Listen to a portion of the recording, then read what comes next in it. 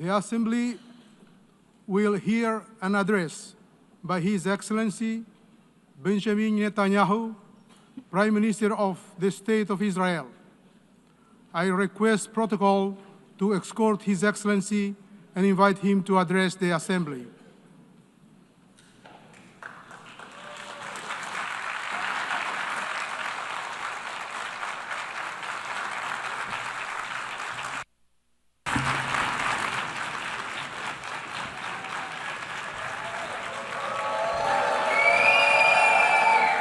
Please, order in the hall. Please, order in the hall.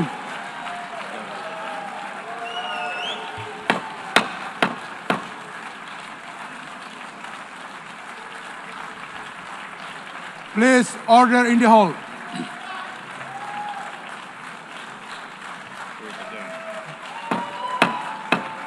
Please, order in the hall.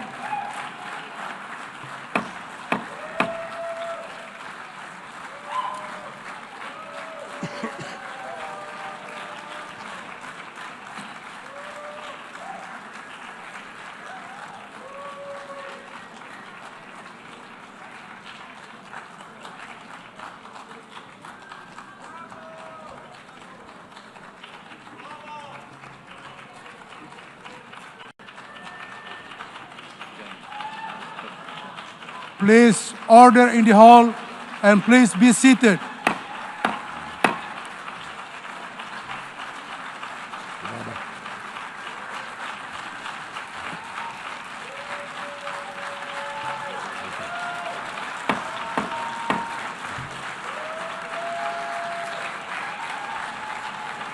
Please, order in the hall.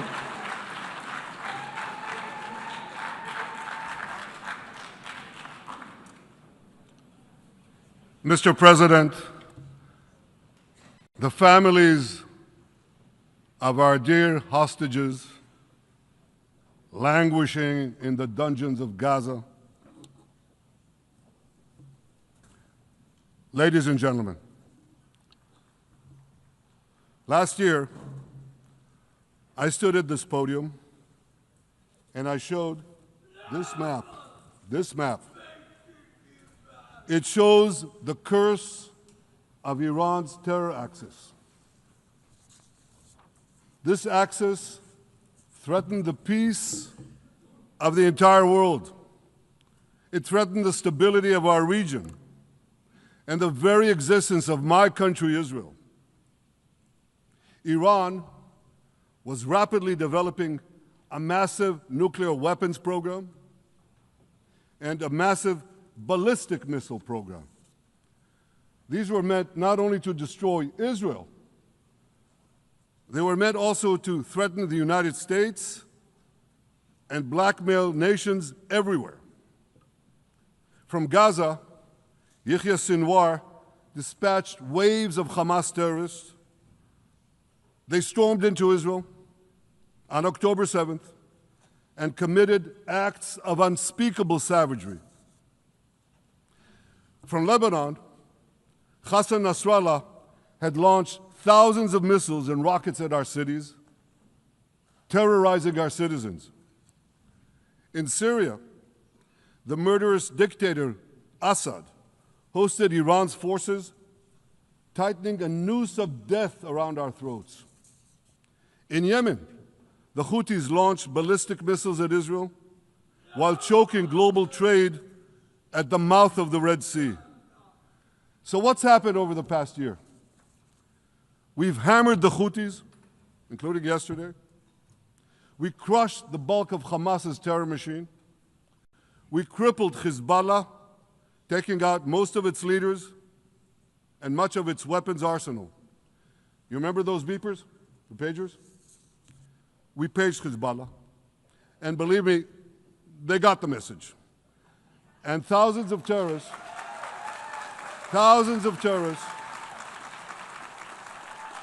dropped to the ground.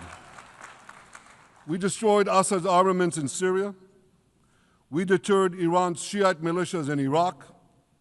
And most importantly, and above anything else that I could say to you or that we did in this past year, in this past decade. We devastated Iran's atomic weapons and ballistic missiles programs.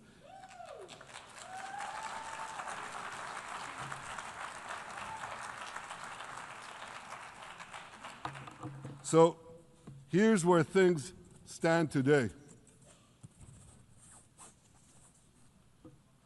Half the Houthi leadership in Yemen, gone.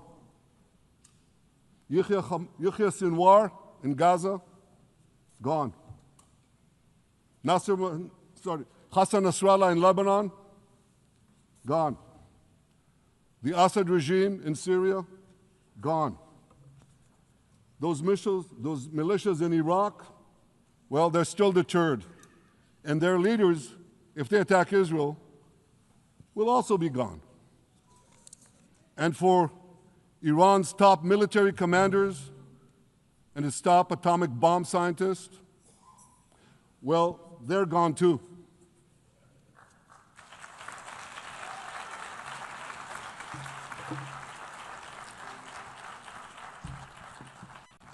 Israel's 12-day war with Iran, which I renamed Operation Rising Lion, that's from the Bible. This 12-day war will go down in the annals of military history. Our daring pilots neutralized Iran's missile defenses and took control of the skies over Tehran. And you saw this. Israeli fighter pilots and American B-2 pilots bombed Iran's nuclear enrichment sites. I want to thank President Trump for his bold and decisive action.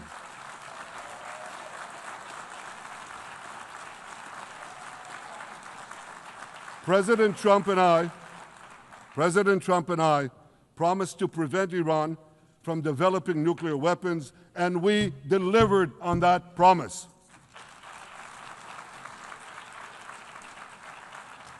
We removed an existential threat to Israel, and a mortal threat to the civilized world. We lifted a dark cloud that could have claimed millions and millions of lives. But, ladies and gentlemen, we must remain vigilant. We must remain absolutely clear-minded and vigilant. We must not allow Iran to rebuild its military nuclear capacities. Iran's stockpiles of enriched uranium, these stockpiles must be eliminated. And tomorrow, UN Security Council sanctions on Iran must be snapped back.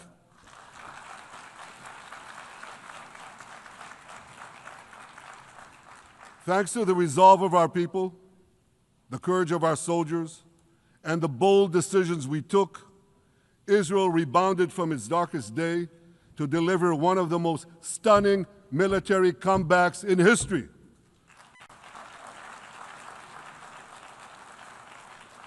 But we're not done yet. The final remnants of Hamas are holed up in Gaza City. They vow to repeat the atrocities of October 7th again and again and again, no matter how diminished their forces. That is why Israel must finish the job. That is why we want to do so as fast as possible.